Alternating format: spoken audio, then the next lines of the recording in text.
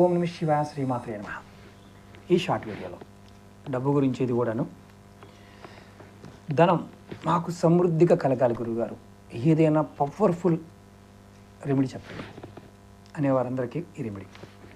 మీరు ఏం చేస్తారంటే, లఘు కొబ్బరికాయ దొరుకుతుంది మార్కెట్లో, దీన్ని శ్రీఫలం అంటాం. అలాగే హతా జోడి మన వీడియోలో చెప్తూ ఉంటాను. అలాగే గోమతి చక్రాలు,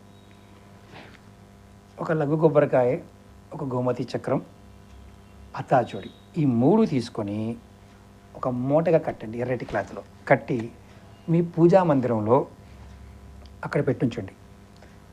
రోజు సాంబ్రాణి ధూపం చూపించండి. మనసులో కోరిక చెప్పండి.